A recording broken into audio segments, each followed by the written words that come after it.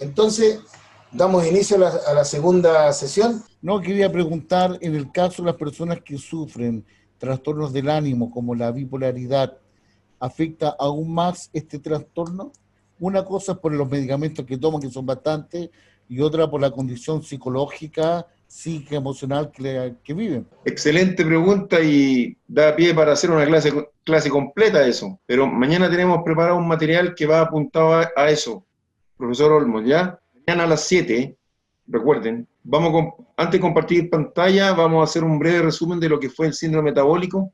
Ustedes saben que no es una patología en sí mismo, sino que es un conjunto de signos y síntomas generados por factores de riesgo cuyo piedra angular es la resistencia a la insulina. Y entre los que se destacan son la hipertensión, obesidad, dislipidemia, que es colesterol alto, sedentarismo, y también últimamente se está agregando hábito tabáquico. Ahora, ¿cómo podemos combatir eso? Habían 3 pilares fundamentales que lo discutimos el lunes, que eran adquisición de hábitos saludables, una dieta sana, bueno, ser riguroso con los medicamentos, pero principalmente la actividad física, ¿ya? La actividad física. Así que la clase de hoy día va a cursar sobre eso. Actividad física, alimentación saludable, y voy a ir dándole un poquito los tips de qué hay que hacer, las porciones de comida, etc. Alguien me preguntó por la minuta del doctor Gress, tengo el PDF, se lo vamos a hacer llegar a cada uno de ustedes. Gress tiene bastantes cosas buenas, bastantes cosas que en la actualidad se llevan muy bien con la diabetes y con la baja de peso. Voy a recordar con un cuadro los 5 factores, y ahí cada uno de ustedes puede determinar si está dentro de alguno de ellos. Si tiene un puro factor de riesgo, más fácil aún corregirlo. Bueno, ahí ustedes están viendo sesión 2, autoevaluación. Ahí está el cuadro que se les va a enviar mediante el PowerPoint. Ahí están los componentes.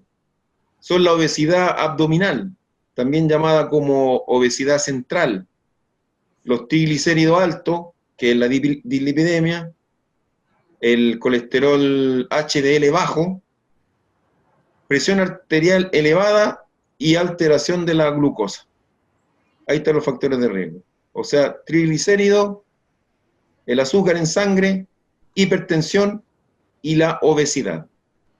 Quiero que tomen en cuenta, señores participantes de este curso, que en el primer cuadro, arriba a la derecha, dice perímetro, más de 94 en hombres y más de 88 en mujeres. Ese ya es un predictor. Y ahí tienen que aprender a medirlo.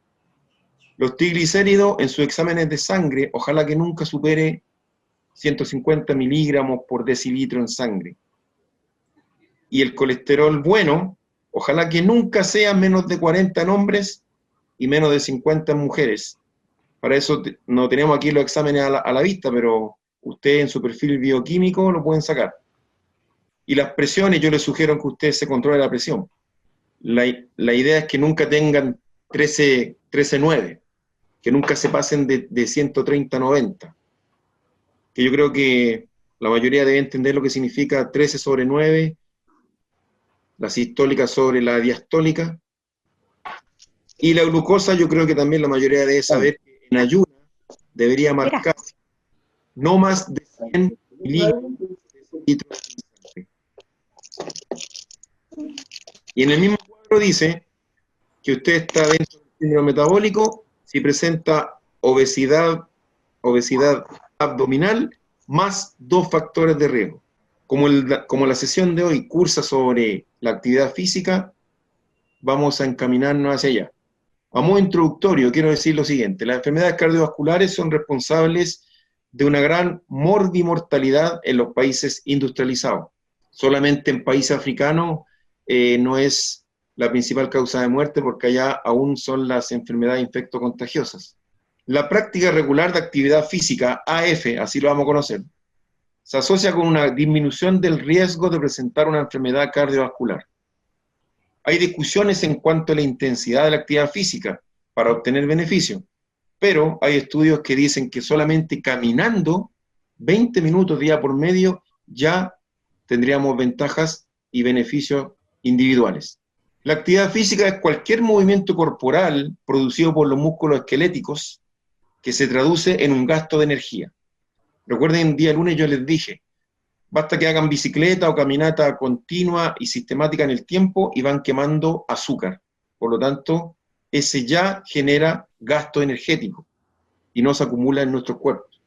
El ejercicio físico es un tipo de actividad física. Es planificado, es repetitivo y tiene como objetivo mejorar nuestra forma física, o sea, mejorar la tolerancia al esfuerzo, mejorar nuestro desempeño.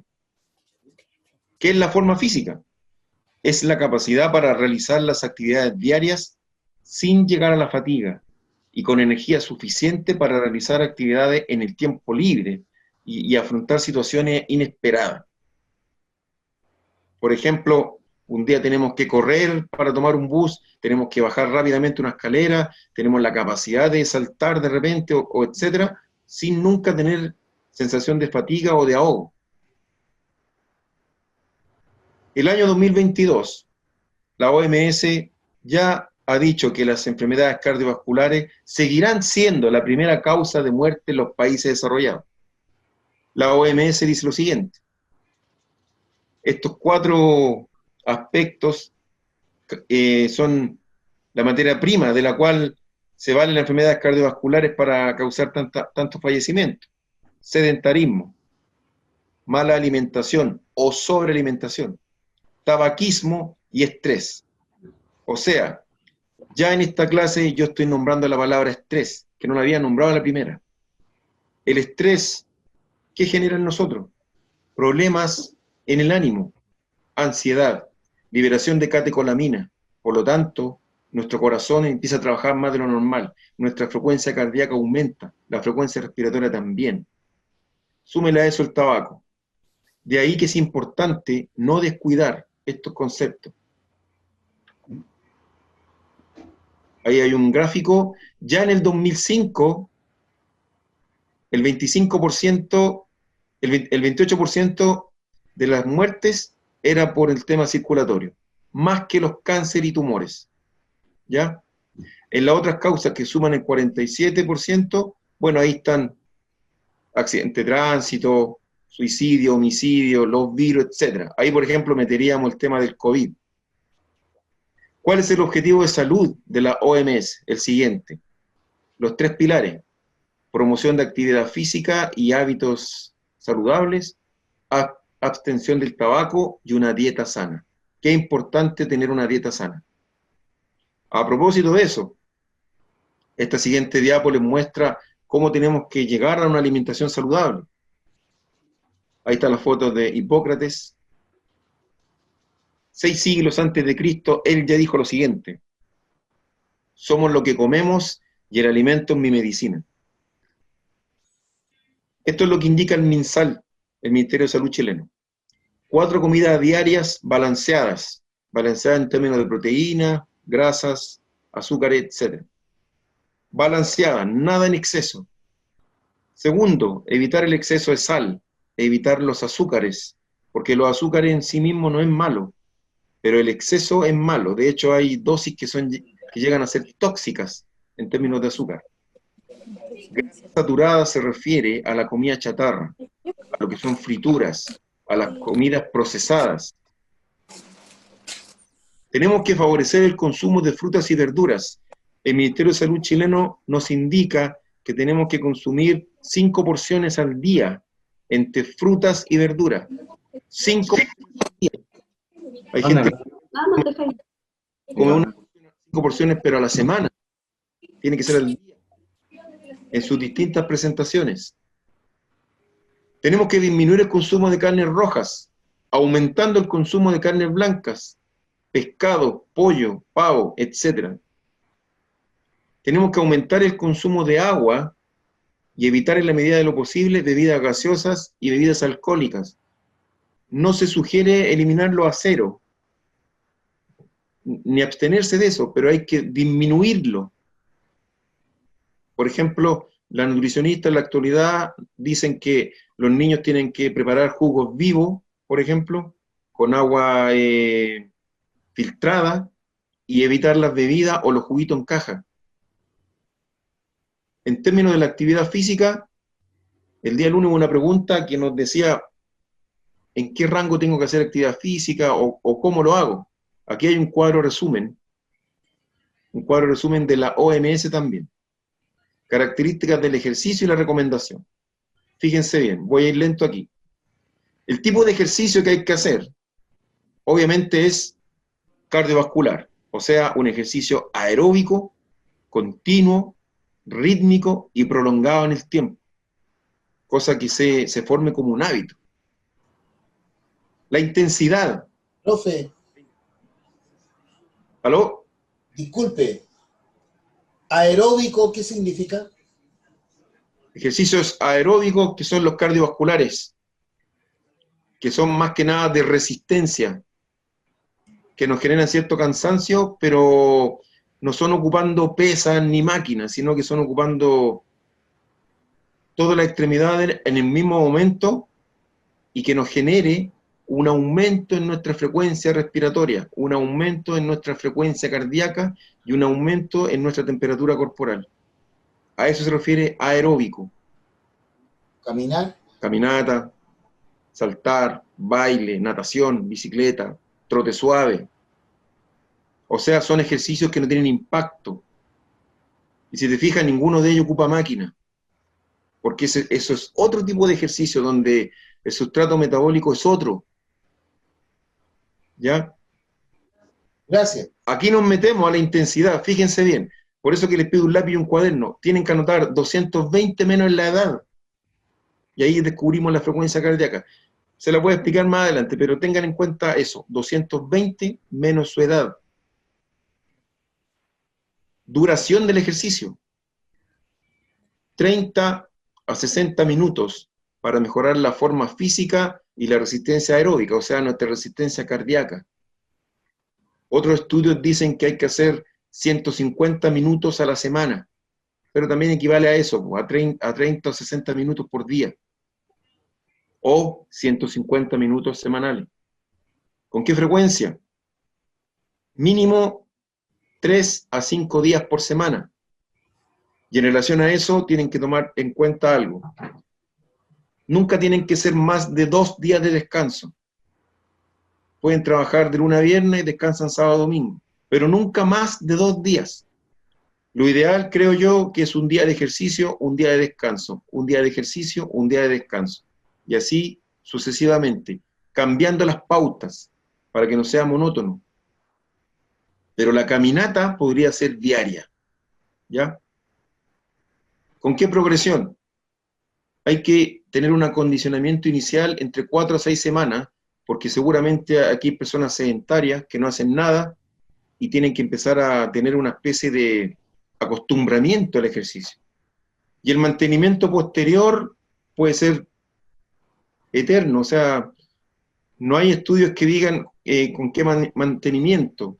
Solamente hay uno para bajar el colesterol que indica que tienen que hacer actividad física por 2 años para bajar el colesterol de forma natural. Pero yo les diría que lo hagan como un hábito. Vamos ahora a medir el perímetro abdominal. Ahí está el recordatorio. Es factor de riesgo si tenemos más de 94 centímetros de cintura en hombres y 88 en mujeres. Recuerden que estas medidas que son como, digamos, de moda, como ya es preestablecida, dice que la mujer tiene que ser 90, 60, 90. Pero en términos médicos y para el tema del síndrome metabólico, tiene que ser menos de 88, ¿ya? Así que no se preocupen si tienen 80, 85, están dentro de lo normal. Pero ¿cómo lo medimos? Es el tema. Acá se los enseño. Primero, tienen que descubrirse el abdomen. No estoy diciendo que lo hagan ahora, pero este PowerPoint les queda y ustedes lo despliegan y le indican. Se descubren el abdomen. Traten de ubicar la parte más angosta, ¿ya?, de la guatita, que es por encima del huesito de la cadera. Ustedes se palpan el huesito de la cadera, es sobre eso, y bajo las últimas costillas. ¿Ya? Hay un espacio entre las últimas costillas y el huesito de la cadera. Entonces la línea tiene que medirse entre medio de esas dos eminencias óseas. Casi siempre es sobre el ombligo, ¿ya? No hay que medirse en el ombligo mismo. Es a piel descubierta, sobre el ombligo, bajo las últimas costillas y sobre los huesitos de la cadera. Esos huesitos se llaman cresta ilíaca, para que lo aprendan. Son las crestas ilíacas del hueso coxal, de la pelvis. Entonces ahí repito, aguatita descubierta, ahí está la línea sobre el ombligo, y tratamos de medir con una wincha de sastre, la wincha que tengan a mano. Anotan el valor, pero les sugiero que midan unas 2 o 3 veces para que salgan de dudas. Tienen que tomar la medida en tiempo expiratorio, o sea, soltando el aire y relajadamente, tratando que la wincha no tenga pliegue sobre sí misma, bien pegadita en la piel, y ahí pueden anotar su medida. Vamos ahora al tipo de porción en la alimentación. También extraído de las directrices del Ministerio de Salud chileno, esto lo hacen nutricionistas, no lo hacemos nosotros los kinesiólogos, pero se trata de hacer lo más pedagógico que puedan. Por ejemplo, cuando coman una fruta entera, tiene que ser del porte de una pelota de tenis, una naranja, una manzana, una pera. Si hacen una macedonia, tienen que picar distintas frutas y todo eso es el tamaño de un puño. Cuando hagan ensaladas, del tipo que sea, evitando aceite, sino que agregándole, por ejemplo, aceite de pepa de uva, por ejemplo, o vinagre, en vez de aceite, tiene que ser 2 puños. Los quesos del porte de un pulgar, los aderezos, mayonesa, el ketchup tiene que ser del porte de 2 dados, o sea, es una cantidad mínima. Carne, pollo, pescado, del porte de la palma de la mano, ¿ya? Recuerden que no se trata de evitar la carne, sino que ir reemplazando por carnes blancas, del porte de la palma de la mano. Pueden consumir arroz o pastas, una porción al día, pero tiene que ser del porte del mouse que ocupamos en el computador. Ahora, cuando terminemos de hablar esto, voy a tratar de redondear la idea de esta comida saludable, porque obviamente no es obligatoria, es solamente una directriz. El agua que tienen que consumir, y esto que lo pueden anotar, es su peso multiplicado por 30. Por ejemplo, yo peso 80 kilos, 3 por 8, 24, yo debería tomar 2 litros 400 cc, por ejemplo. Y la proteína tienen que consumirla su propio peso, pero medida en gramos. O sea, yo podría consumir 80 gramos de proteína diaria.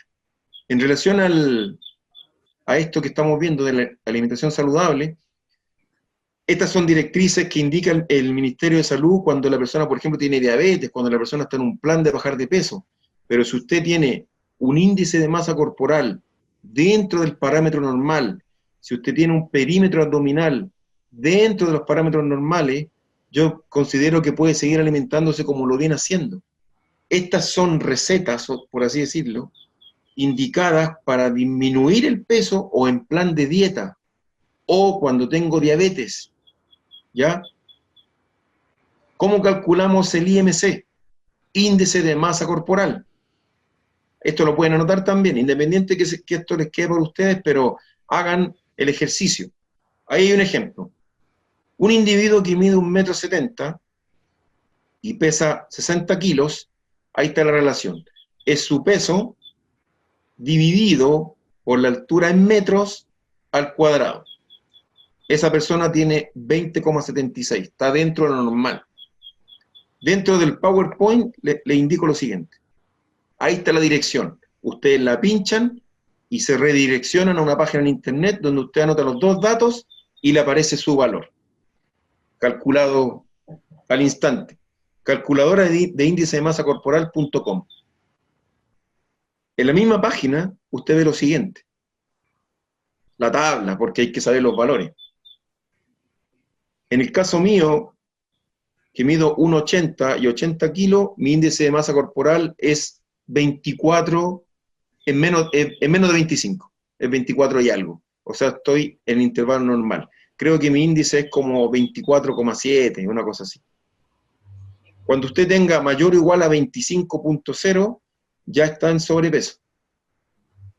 Y desde 25,0 a 29,9 es un estado de sobrepeso u obesidad.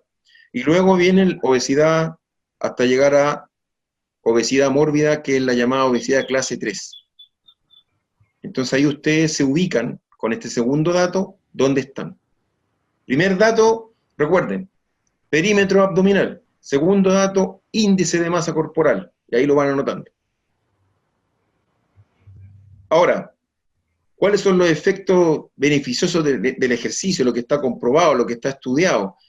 Primero, evita que se formen placas aterogénicas o ateromas dentro de la arteria. ¿Por qué? Porque reduce la presión arterial, con lo cual reduce la formación de trombos. Profe, Dígame. perdón, ¿qué son esas que usted recién señaló? ¿Que se produzcan qué? Perdón. Trombos. No, pero anterogénicas, dijo, no sé, Ah, ¿para explicar? uno de los puntos del síndrome metabólico es que, por ejemplo, existe la presencia de colesterol. El colesterol se acumula en la arteria y va formando unas plaquitas dentro de la arteria. Esas placas se le llama ateroma. Por lo tanto, el lumen de la arteria se disminuye. Entonces aumenta la presión en ese punto arterial. O sea, se achica la Se achica la arteria. Entonces, ¿qué trae como consecuencia? Que se forma un trombo, y ese trombo puede taponear la conducción de la sangre, y al taponearla genera isquemia, o sea, no hay un riego sanguíneo normal. Entonces, cuando yo hago ejercicio, yo dilato la arteria. Entonces, de ahí que se llama efecto antiaterogénico. Dilato las arterias, genero una vasodilatación arterial, por lo tanto, el corazón tiene que hacer menos fuerza para que fluya la sangre. El ejercicio también aumenta la sensibilidad a la insulina, por lo tanto, tiene un mejor desempeño la insulina y así disminuye la glucosa en la sangre. Recuerden que la insulina es la hormona que genera un órgano que todos tenemos, es el páncreas. El páncreas detecta la presencia de mucho azúcar en sangre, libera insulina y la insulina retira ese azúcar de la sangre y lo guarda como combustible. Pero los diabéticos tienen ese mecanismo alterado, ¿ya? ¿Cómo nosotros favorecemos ese mecanismo? Con el ejercicio y con una mejor dieta. En este mismo cuadro dice también que mejora el perfil lipídico porque disminuye el colesterol y aumenta el colesterol bueno, o sea, el de alta densidad. Aumenta la utilización de la grasa corporal y controla el peso.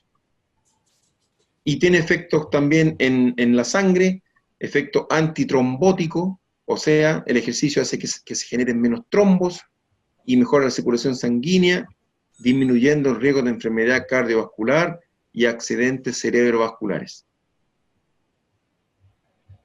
Esto también tiene que ver con lo que preguntó el profesor al principio. Dijo, ¿qué pasa con el tema emocional? Bueno, el ejercicio tiene mucho que ver con esto. Al medio de la diapo dice ahí, por ejemplo, favorece el manejo del estrés, ayuda a conciliar el sueño, mejora su calidad, combate la ansiedad y la depresión, aumenta el entusiasmo y el optimismo. ¿Pero por qué pasa eso? Porque el ejercicio libera endorfinas, que son neurotransmisores cerebrales, que combaten los neurotransmisores que tienen que ver con el estrés y la depresión. De ahí la importancia del ejercicio. Regula también nuestro ritmo intestinal, previene cáncer, previene la pérdida de hueso, porque al hacer ejercicio el hueso tiene mayor presión sobre sí mismo y genera más hueso nuevo, etc. Otro dato que quiero que anoten, la fórmula Carbonell. ¿Se recuerdan que en una diapo anterior les dije 220 menos la edad? Últimamente eso se ha corregido para las mujeres. En las mujeres es 226 menos la edad. Yo le explico lo siguiente. Nuestra frecuencia cardíaca máxima, cuando tenemos unos 20 años, llega a 220. Conforme pasa la edad, vamos disminuyendo esa frecuencia cardíaca máxima. Por ejemplo, un hombre de 40 años es 220 menos 40, nos da 180. O sea, a los 40 años podríamos decir que su frecuencia cardíaca máxima en un esfuerzo al 100% sería de 180 latidos. ¿Ya? Entonces, ¿qué les sugiero a ustedes, queridos asistentes? Que hagan ejercicios cardiovasculares en donde aumenten su ritmo cardíaco al 60% de esa fórmula que están viendo en pantalla. ¿Y cómo lo descubrimos? Ahí yo les puse el dato abajo de la diapo. Se trabaja al 60% de la capacidad máxima. O sea, 226 para el caso de las mujeres, descuenten la edad y ese valor calculen el 60%. Esa sería una capacidad cardiovascular entrenable. Porque tampoco quiero que se pongan a hacer ejercicio llegando a 200 latidos por minuto. Ya porque el ejercicio no es del 100%, no es 100% inocuo. El ejercicio también a veces genera lesiones tendíneas, arritmia, etc. No es 100% saludable si es que no se realiza de un modo continuo y bajo normas, bajo parámetros individuales. Manuel, una duda. Te escucho. Por acá, Sergio Manuel. Sergio. En torno al cálculo de la frecuencia cardíaca máxima, ¿es mayor el número de la mujer porque la mujer tiende a tener una frecuencia cardíaca más rápida, ¿cierto? ¿O no? Esa sería la razón. Esa sería la razón, pero eso está estudiado hace poco. Hasta hace, yo creo, un par de años atrás era 220 para todo. Sí, porque mira, yo soy profe de educación física y el cálculo siempre lo habíamos hecho 220 menos la edad. Claro. Y me llamó la atención y claro, tiene cierta relación que la mujer siempre tiene una frecuencia cardíaca más acelerada que el hombre. Súper acertado. Sí, y también porque se pone en juego también la expectativa de vida. Okay. La expectativa de vida, porque la mujer vive también estadísticamente. Así que buena observación, profesor. Voy a continuar ahora. ¿Eh? Listo. Mira, acá tengo un cuadro resumen con los factores de riesgo cardiovascular modificables. Este PDF se lo vamos a enviar también. Es muy difícil explicarlo en un curso como este, ¿ya? Pero para bajar el perfil lipídico, acá tenemos más en detalle. Por ejemplo, el tipo de ejercicio tiene que ver con ejercicio isotónico, caminar vigorosamente, hacer carrera, natación, bicicleta. La intensidad acá se refiere entre el 55 y 65% de la frecuencia cardíaca máxima. Y ahí abajito en el cuadro está FC, frecuencia cardíaca máxima, para que lo cotejen con el cuadro en la vista superior. Ahí también se toma en cuenta la fórmula Carbonen, ¿ya? ¿Con qué frecuencia? 3 a 5 veces por semana, y los individuos con baja capacidad funcional deben repetir 2 sesiones de menor duración al día. Ahí, por ejemplo, dice en qué tiempo. Los jóvenes, un año por lo menos, y en adultos más de 50 años, 2 años. Ahí está indicada la duración de la sesión y la fase de mantenimiento, porque tienen que hacer ejercicios previos de calentamiento, después tienen que terminar con ejercicios de estiramiento, etc. O sea, tal cual como lo estuvieran haciendo con un entrenador o con un profesor de educación física. Este cuadro va a quedar para ustedes, para que ustedes se ubiquen ahí, porque más de alguno puede tener colesterol alto. Otro, ¿qué hacer con la hipertensión arterial? Lo mismo, sale el tipo de ejercicio, con qué intensidad, con qué frecuencia, cuánto dura la sesión y el tiempo. El tiempo acá tiene que ser indefinido. ¿Por qué indefinido? Porque a diferencia del colesterol, que ustedes lo pueden disminuir, la hipertensión arterial no. Es una enfermedad crónica que siempre va a estar con ustedes. En un puntito ahí de esta diapo dice escala de Borg, ¿ya? La escala de Borg tiene que ver con la sensación subjetiva del ejercicio, cómo sentimos nosotros el cansancio, ¿ya? Muchas gracias. Si se fijan, esta sesión tiene que ver con tratar de abarcar muchos temas. No es una sesión muy fácil de digerir, por eso que planificamos junto a Lautaro y a Servicap entregarle el documento, entregarle el PDF de donde extrajimos la información y también agregar las minutas del doctor Gress, que se las voy a mostrar a continuación. Tengo una minuta del doctor Gress donde él manda su... Bien, donde él manda su link, y voy a decir un poco lo que él promueve. Él promueve que hay que consumir grasas en las mañanas, cosa de tener bastante energía, tener saciedad hasta como la 1 de la tarde, y ahí comer proteína. Él no está en contra ni de comer azúcar, ni nada de eso, sino que él promueve que hay que tratar de matizar esta alimentación día a día. Las grasas tienen que ser en el desayuno, lo cual estoy de acuerdo, porque en el desayuno es cuando mejor desempeño tiene, por ejemplo, la bilis y la hormona digestiva. Acá nos sugiere en qué nivel tomar agua, en qué nivel consumir proteína, las grasas, carbohidratos y los suplementos. Y como alguien el día lunes me pidió una minuta, la descubrimos, la encontramos y aquí está. Durante 15 días, desde el día 1 al día 15, y está las 3 comidas, desayuno, almuerzo y cena, las 3 comidas que promueve él. La diferencia en Ninsal, que promueve 4, del día 1 al día 15. Lo que me gustaría agregar acá es lo siguiente. Si usted está bien en términos de peso, si usted no tiene diabetes o si tiene colesterol controlado, la verdad que puede seguir consumiendo la alimentación tal cual.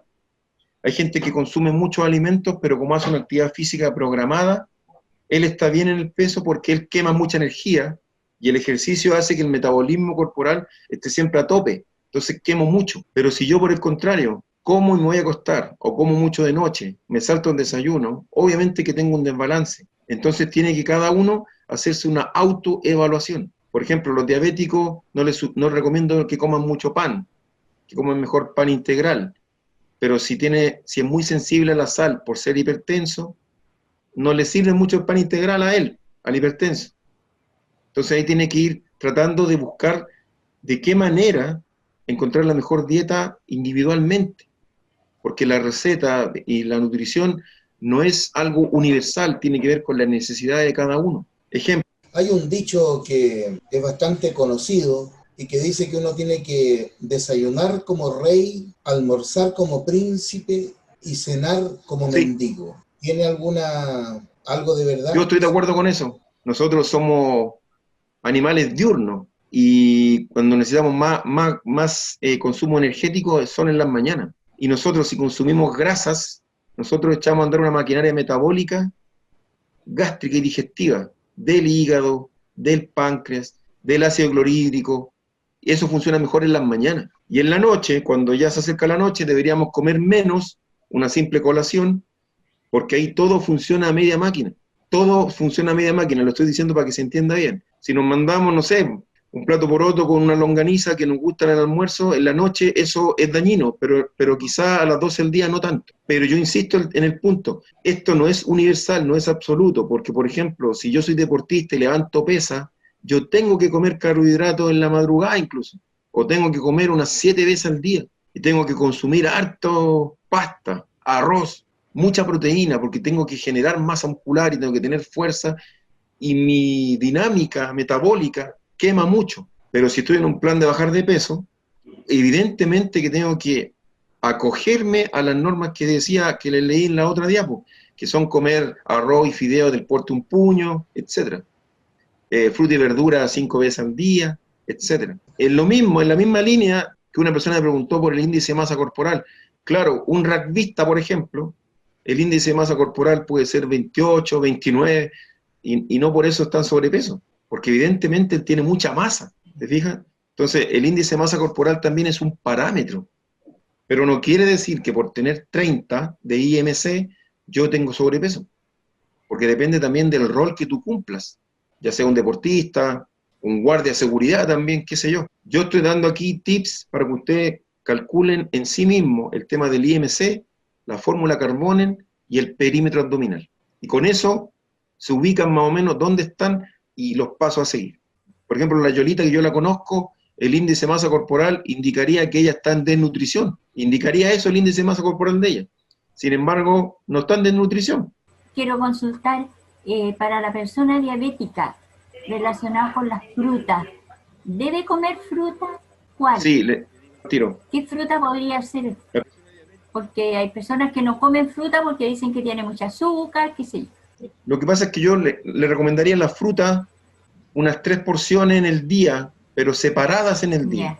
Pero mezclando con algo, por ejemplo, con un yogur descremado, por ejemplo, medio plátano, una colación de medio plátano con medio envase de yogur, una manzana rallada o media manzana rallada con yogur, o haga jalea y a la jalea le pone unas láminas de pera, de manzana, pero tiene que comer fruta. Hay personas que hacen jugo de fruta o hacen compota o la echan a cocer y sacan juguito y así también se van hidratando. Pero los diabéticos y el estado prediabético, llamado insulino resistente, los nutricionistas recomiendan comer fruta y en el consultorio van a decir lo mismo. Gracias. Que lo que no puede consumir es miel. Ahí yo tengo la duda, yo personalmente creo que no puede consumir miel, pero la fruta sin duda. Otra pregunta, ¿no puedo hacer? Dígame. Los profesores, por la situación de la pandemia, viven mucho sentados trabajando todo el día frente a la pantalla. ¿Cómo pueden regular ellos su alimentación? Que es difícil, no pueden salir a caminar, a veces no tienen tiempo apenas para almorzar y rapidito, y aparte de eso la familia, los niños que se llevan en sus casas. Entonces yo creo que, aparte de los profesores, deben haber otras personas que también están en esa situación, que están mucho tiempo sentados en el día, a veces hasta tarde en la noche, haciendo el trabajo de sus alumnos. Entonces me gustaría una orientación con respecto a eso, sobre la alimentación que podrían llevar, la actividad física. Le sugiero que un desayuno contundente. En la mañana está permitido, por ejemplo, 2 huevos fritos, pan con mantequilla, leche, cereales, un café con crema, pero solo en las mañanas, pero estoy hablando de la mañana temprano. Si ya son las 11 de la mañana, ya no. Pero si son las 7 de la mañana, sí.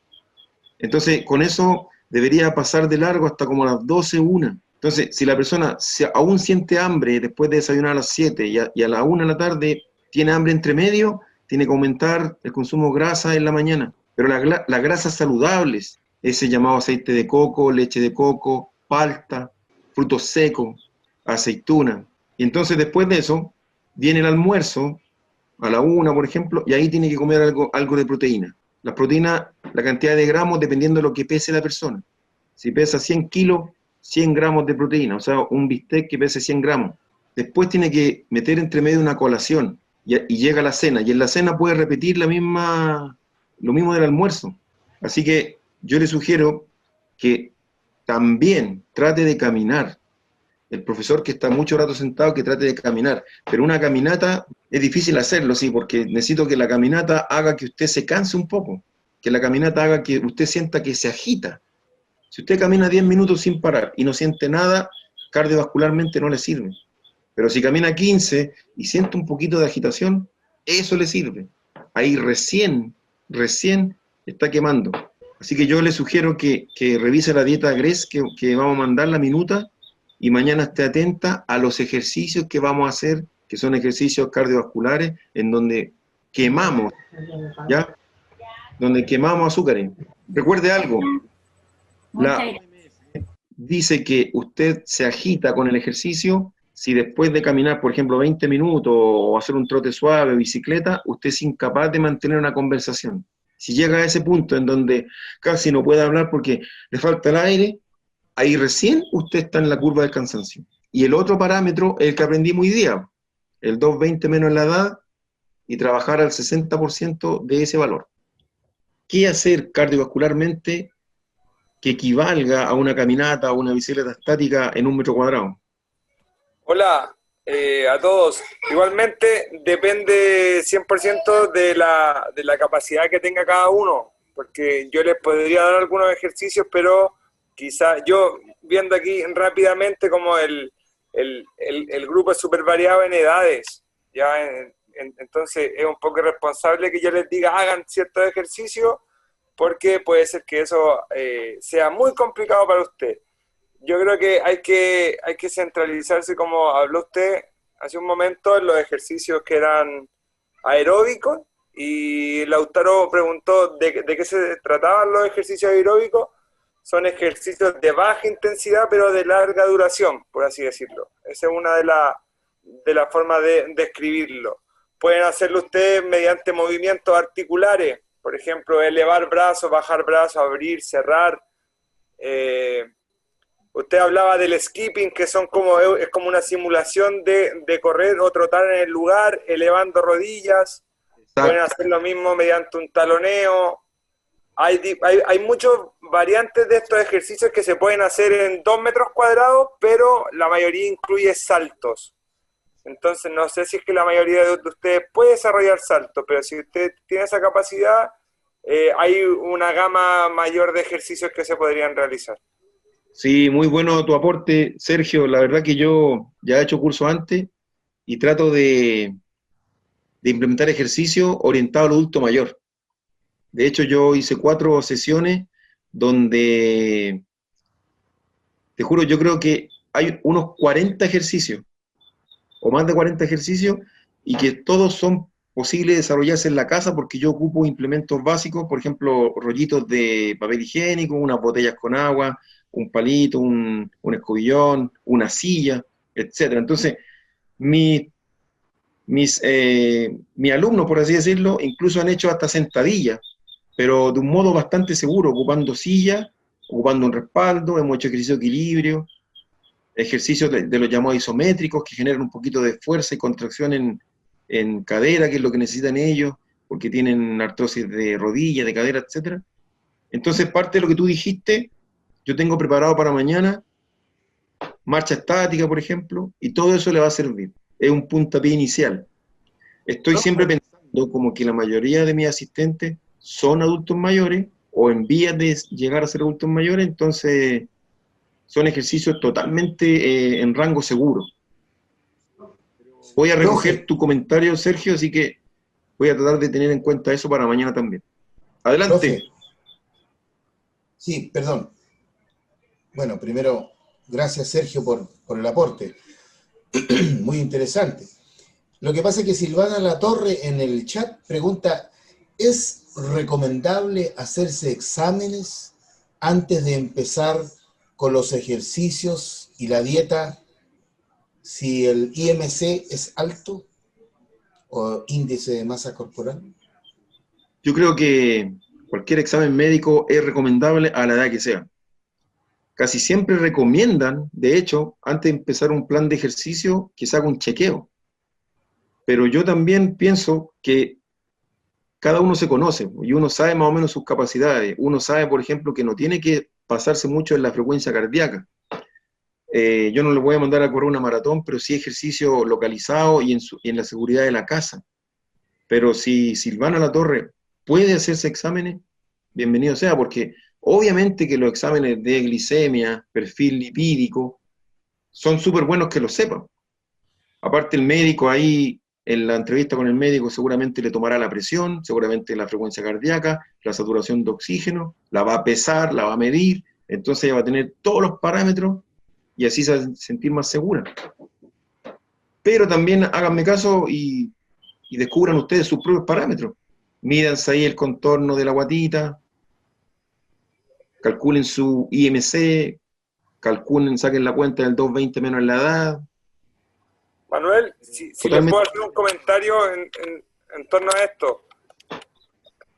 Delante tú hablaste sobre la escala de Borg, ¿cierto? Y la escala de Borg es una escala de percepción del cansancio. Entonces, si es que usted está haciendo ciertos ejercicios, yo lo que trabajo con los niños en el colegio, por ejemplo, es en una escala de un 1 a un 10, donde 1 es nada de cansado, 5 medianamente cansado y 10 muy cansado.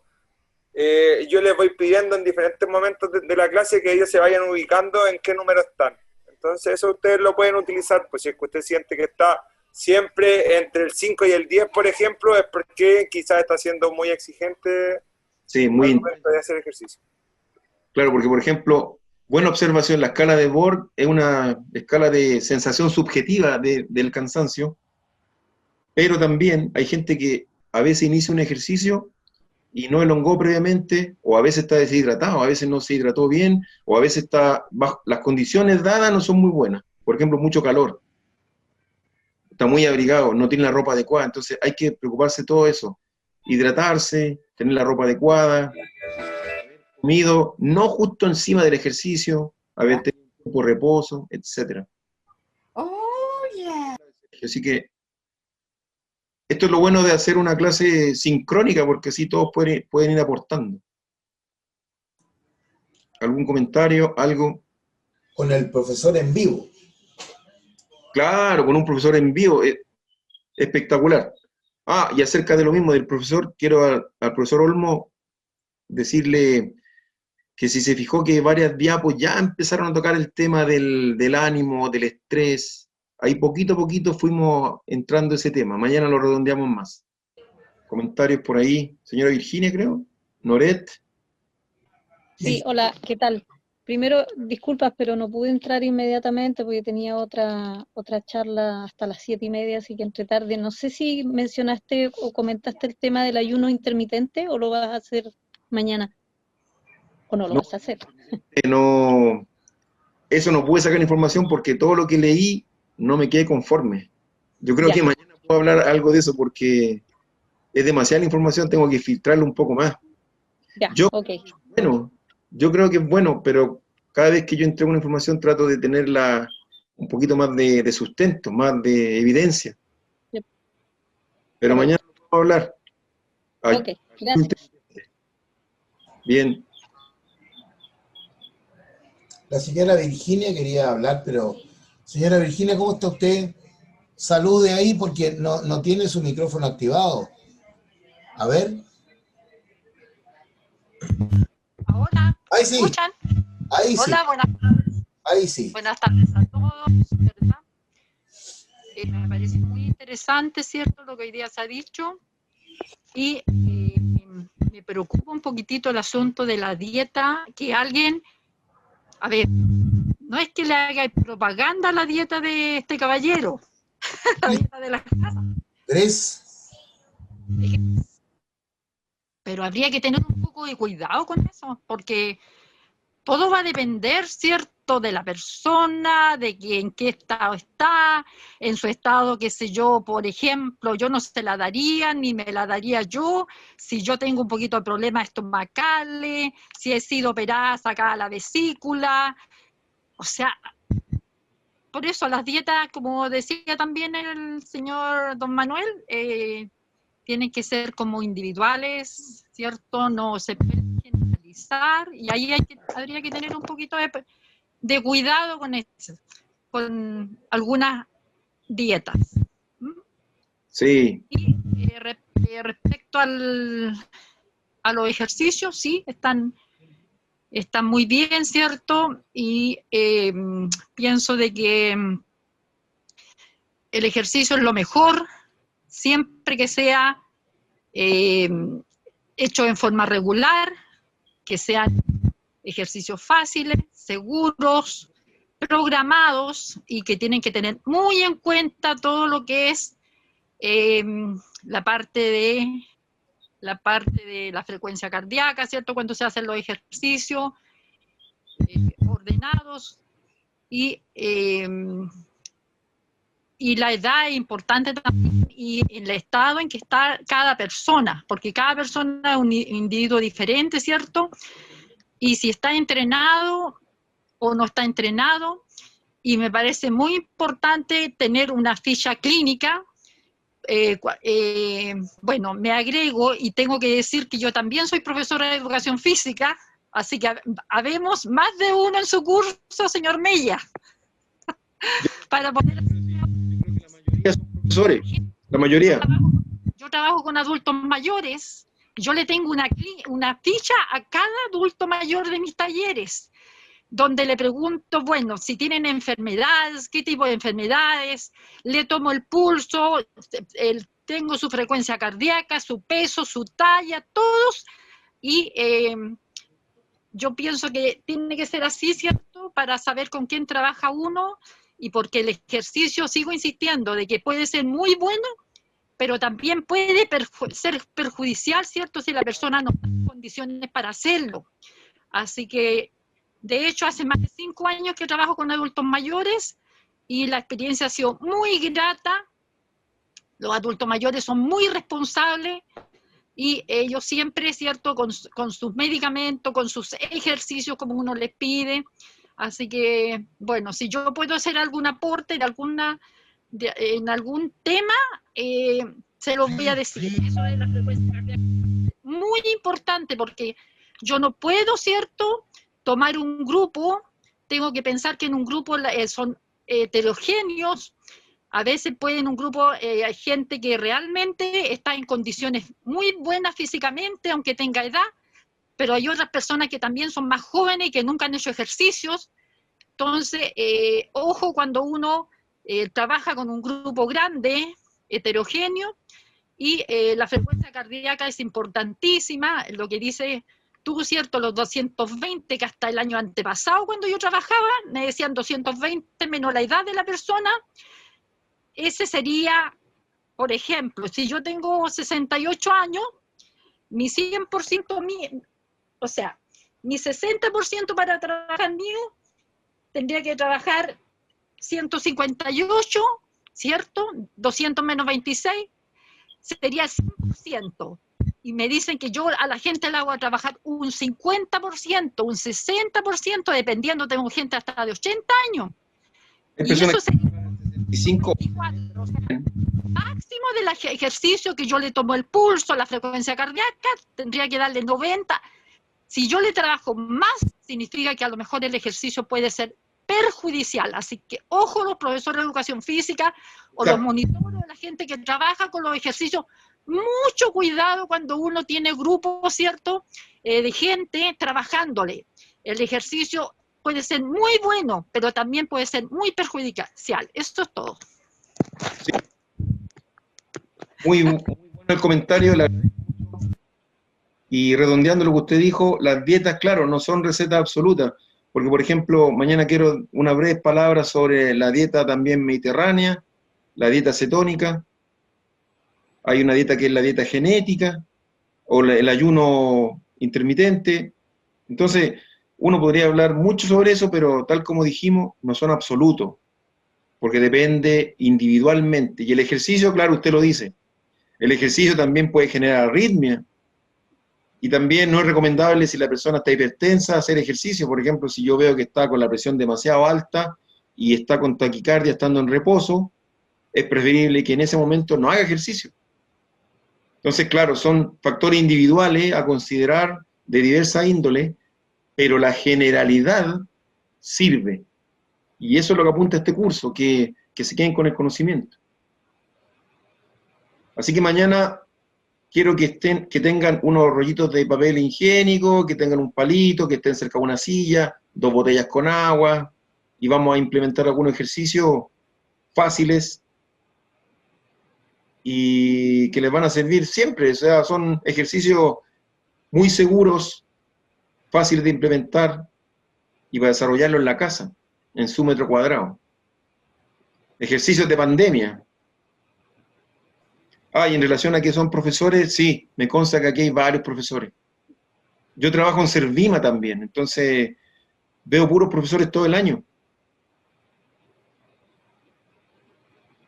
Así que, Lautaro, no sé si falta algo o alguien quiere decir algo, un comentario. Yo, profesor. Rubí. Sí, más que nada comentarte y agradecer. Yo estuve en tu primer taller, en el taller de los ejercicios para los adultos mayores. Gimnasia preventiva. Y este segundo taller nuevamente me volví a inscribir porque más que nada he aprendido bastante. Yo no soy profesora de educación física, yo trabajo netamente otras áreas, pero esto me ha servido, pero el primer taller de verdad me sirvió con mucha utilidad y tengo que decírtelo porque siento que las opiniones constructivas igual ayudan mucho a la persona que está generando un aprendizaje al resto de las personas. Yo también trabajo con adultos mayores, pero en el área psicológica con los adultos mayores, y esto lo he llevado igual a llevar a cabo los ejercicios que van de la mano, de la mano con las emociones. Claro. Con las emociones, con todo, y de verdad que hice hace poco un taller con mis abuelitos y llevé a cabo lo aprendido. Entonces yo más que nada era eso, de felicitarte, porque uno siempre está aprendiendo todos los días, y esta área la desconozco bastante porque netamente no la dominaba. Entonces, más que nada eso. No estuve ayer en la clase, o sea, la primera clase no lo tuve porque tuve problemas del LIM, y no me lo pierdo porque de verdad, insisto, he aprendido mucho, me encantó esta clase de día igual, y que yo creo que esto, como tú lo decías, en la parte emocional, si una persona no está bien, también los ejercicios ayudan mucho. No Sí. puedo yo solamente hacerle terapia o actividades, pero me he dado cuenta que todo lo que tiene que ver con ejercicio ayuda bastante a las personas en la parte emocional. Hay un equilibrio. Entonces, más que nada decirte eso, darte las gracias, porque has sido muy claro en tus talleres. Eso. Muchas gracias a ti, Rubí. La verdad que nosotros valoramos mucho estas opiniones. Si tú tomaste alguno de los ejercicios del primer taller de la gimnasia preventiva y lo aplicaste y te diste cuenta que eran fáciles y que todos lo siguieron, fabuloso. La idea es eso, o sea, la idea es que se replique esto, porque el conocimiento puede ser infinito y una vez no haya cómo agarrarlo, uno tiene que aterrizarlo a la diversa realidad en las cuales se enfrenta o trabaja. Así que si te sirvió para implementar algo en tu trabajo, bienvenido sea, o sea, te agradecemos a ti el doble nosotros. Mañana, si tienen alguna otra pregunta, yo recogí las preguntas de hoy día, las despejamos mañana. Muchas gracias a todos. Me alegro que haya interacción, conversación. Rubí, gracias. Especialmente también a Sergio Zúñiga. Profesor Olmos. Profesor Olmos, estoy mirando aquí, ahí está, la pantalla. La señora Yolanda, que se escondió porque está de cumpleaños, la están llamando por teléfono. Nuevamente, muchas gracias, Manuel, gracias, Virginia, Sergio, profesor Olmos y todos los que han opinado. Ruth, que no dijo nada, pero que es nuestra. Solange, Cecilia, gracias. Lucy está ahí calladita. Noret, una habitual. Evelyn, mucha colaboradora. Sonia, en fin. Caterina, estoy mirando aquí, el profesor, bueno, Silvana Torres. La Torre. Torres. Bueno, yo creo que nos podemos despedir hasta mañana. Sí, señor. Mañana nos vemos. Por favor. Muchas gracias. Cualquier consulta, envíenla porque el profe se la va a responder. A las 7. Okay. Un abrazo para todos. Muchas gracias. Hasta mañana. Gracias por todo. No, gracias. Muchas gracias. Se pasaron. Adiós.